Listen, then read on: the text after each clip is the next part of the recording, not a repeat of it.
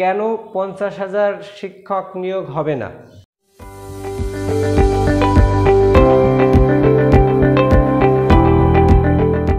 Hello viewers, welcome back to the সুমনস grammar world viewers. আজকের ভিডিওতে আমি ক্লিয়ার করব প্রকৃতপক্ষেই প্রাথমিক বিদ্যালয়ে সহকারী শিক্ষক নিয়োগ পরীক্ষায় মোট কতজনকে চাকরি দেওয়া হবে।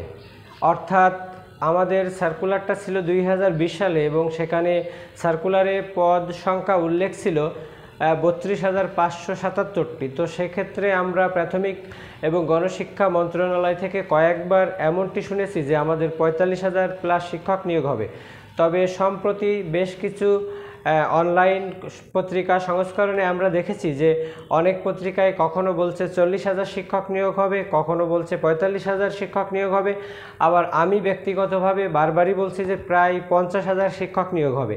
তো 50,000 শিক্ষক যে নিয়োগ হবে, আমি কোন মতের উপর ভিত্তি করে এই কথাটি আপনাদের বারবার বলছি, তো তার কিছু তাত্ত্বিক বিচার বিশ্লেষণ থাকবে এবং একই সাথে এই ভিডিওতে থাকবে যে আসলে আমাদের এই প্রাথমিক বিদ্যালয় সহকারী শিক্ষক নিয়োগ পরীক্ষার চূড়ান্ত রেজাল্ট কবে নাগাদ প্রকাশিত হচ্ছে তার উপর।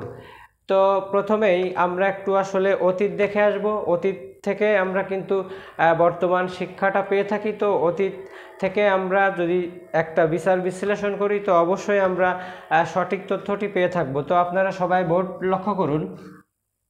আমাদের 2014 সালে যে সার্কুলারটা ছিল সেখানে কিন্তু ভাইবার জন্য মোট সিলেক্ট করা হয়েছিল 28,000 এবং সেই নিয়োগটি প্রদান করা হয়েছিল 2018 সালে এবং সেখানে ছিল 9,000। অর্থাৎ 2014 সালের যে সার্কুলার ছিল সেই পরীক্ষাটা অনুষ্ঠিত হয়েছিল 2018 সালে এবং সেখানে 28,000 ভাইবা পরীক্ষায় অংশগ্রহণ করেছিলেন এবং তাদের মধ্য থেকে নিয়োগ দেওয়া হয়েছিল 9,000। অর্থাৎ সেখানে 3.6 অর্থাৎ 3.6 অনুপাতে কিন্তু ভাইবার জন্য সিলেক্ট করা হয়েছিল। অর্থাৎ প্রতি 3 জনের মধ্যে একজনের চাকরি হয়েছিল। এখন কথা হলো যে এই যে 3.06 এই 3 বা 4 যে অনুপাতে রাখা হোক না কেন একটু বেশি রাখা হয় এবং সেই বেশি রাখার কারণটা আমি আপনাদের একটু বুঝিয়ে দিচ্ছি।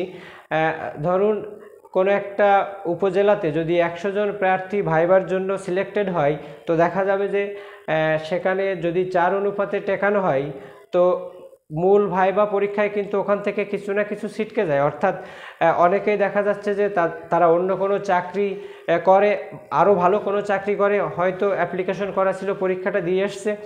আবার এমন হতে পারে যে একজন অন্যজনের প্রক্সি দেওয়ার জন্য, অর্থাৎ 2 ভাই বোন, হয়তো বোনটি চাকরি করে না, বড় ভাইটি ব্যাংকে চাকরি করে, সেভাবে 2 ভাই বোনের সিট যদি এক জায়গা পড়ে তাহলে বোনের সুবিধা হবে, যার কারণে পরীক্ষা দেয়। তো ভাইভাতে তারা কিন্তু অংশগ্রহণ করে না। তো প্রাথমিক এবং গণশিক্ষা মন্ত্রণালয় কিন্তু ব্যাপারটা ভালোভাবেই বোঝে যে যাদের আমরা সিলেক্ট করবো এখান থেকে মিনিমাম অন্তত 10 থেকে 12% হয়তো ভাইবা পরীক্ষায় অংশগ্রহণই করবেন না, যার কারণে তারা কিন্তু একটু বেশি বেশি পরিমাণ রেখে দেন।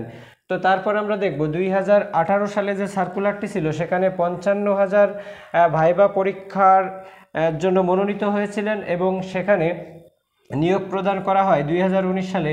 সেখানে যদিও এখানে কিন্তু 2018 সালের সার্কুলারে পদ সংখ্যা উল্লেখ করা ছিল 12,000 মতো, কিন্তু প্রকৃতপক্ষে সেখানে নিয়োগ দেওয়া হয়েছিল কিন্তু 18,741 জন।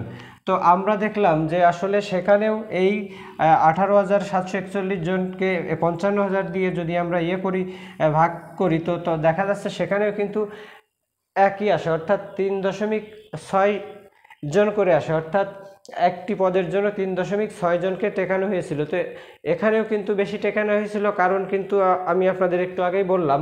তো তারপরে সর্বশেষ আমাদের 2020 সালে যে সার্কুলার ছিল সেখানে দেখেন 1,51,825 জনকে কিন্তু ভাইবা পরীক্ষার জন্য উত্তীর্ণ করা হয়েছে। অর্থাৎ আমাদের যে প্রথম ধাপ, দ্বিতীয় ধাপ এবং তৃতীয় ধাপের পরীক্ষা অনুষ্ঠিত হলো, তো এই 3টা স্টেপ মিলাই কিন্তু ভাইবার জন্য সিলেক্টেড করা হয়েছে 1,51,825 জনকে। তো যদি এই 1,51,825 জনকে আমরা এই 50,000 দিয়ে ভাগ করি, তো সেখানেও দেখা যাচ্ছে আমাদের 3.6% আসে। অর্থাৎ প্রতি পদের জন্য 3.6 জনকে টেকানো হয়েছে। তো যদি আমরা এই পূর্বের দুইটা স্টেপের সাথে মিলাই, তো আমরা খুব সহজেই দেখব যে আসলে কেন 50,000 শিক্ষক নিয়োগ হবে না। যদি আমাদের পূর্বের ধারাবাহিকতা প্রাথমিক অধিদপ্তর অনুকরণ বা অনুসরণ করেন, তো অবশ্যই আমাদের এবারের নিয়োগেও কিন্তু 55,000 প্লাস শিক্ষক নিয়োগ লাভ করবেন। তো আমি তারপরেও বলি যে যদি আমাদের এই 3.6% না হয়, 4.00 অর্থাৎ প্রতি পদের জন্য 4 জনকে টেকানো হয়, তো সেখানেও কিন্তু 37,956.25 আসে। অর্থাৎ যদি এক পদের জন্য 4 জনকেও টেকানো হয়, সেখানেও কিন্তু 37,956.25 আসে। তো আমরা এটা বলতে পারি যে মিনিমাম 37,956 জন তো চাকরি পাবেই। তবে আমি ব্যক্তিগতভাবে মনে করি পূর্বের মতোই যদি প্রতি পদের জন্য 3.6 জনকে টেকানো হয়, তো অবশ্যই আমাদের কিন্তু 50,000 প্লাস শিক্ষকই নিয়োগ হবে। তো এবার আসি আসলে আমাদের এই রেজাল্টটা কবে নাগাদ প্রকাশ হচ্ছে সেই ব্যাপারটি নিয়ে। তো অনেকেই বলছেন যে ভাই আমার প্রথম ধাপের পরীক্ষা শেষ, আমার ভাইভাও শেষ। অর্থাৎ যাদের প্রথম ধাপেই হোক দ্বিতীয় ধাপেই হোক, যারা ভাইভা পরীক্ষাটা শেষ করে ফেলবেন, তো তাদের মনে কিন্তু আসলে একটা উৎসাহ, একটা উদ্দীপনা, একটা আকাঙ্ক্ষা, আশা কাজ করবে যে কবে আমার রেজাল্টটি হবে। কিন্তু যারা এখনও ভাইভা দেয়নি, অবশ্য তাদের এই ব্যাপারটি নিয়ে এখনও মাথা ব্যথা নাই।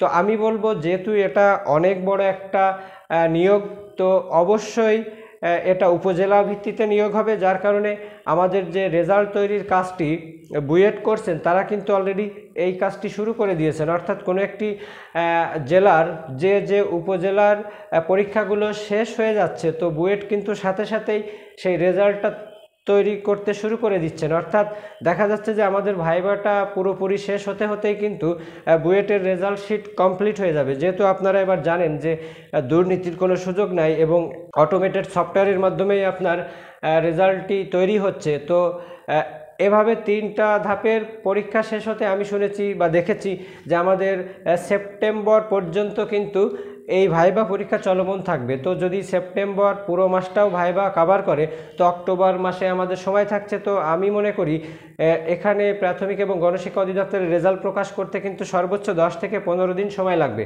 তো সেপ্টেম্বরে পরীক্ষা শেষ হলে আমরা অক্টোবরের 15 তারিখ থেকে শেষ নাগাদ আমরা আশাটা রাখতে পারি যে আমাদের রেজাল্টটা পাবলিশড হয়ে যাবে। তো যারা পরীক্ষায় অংশগ্রহণ করছেন, তো চিন্তামুক্ত থাকুন। যাদের সামনে ভাইভা আছে, অবশ্যই ভাইবার প্রস্তুতির জন্য আমি আগেও কিছু ভিডিও আপনাদের এখানে দিয়ে রেখেছি আমার চ্যানেলটিতে। তো অবশ্যই আপনারা ভিডিওগুলো দেখে নেবেন। তো কিছু জানার থাকলে অবশ্যই কমেন্ট করবেন। ভিডিওটি ভালো লাগলে অবশ্যই যাদের দেখার প্রয়োজন আছে বলে মনে করেন আপনি তাদের সাথে শেয়ার দিবেন, এবং নতুন দেখে থাকলে সাবস্ক্রাইব করে সাথেই থাকবেন। এবং আমি এটাও বলছি যে আপনারা নির্ভর থাকেন।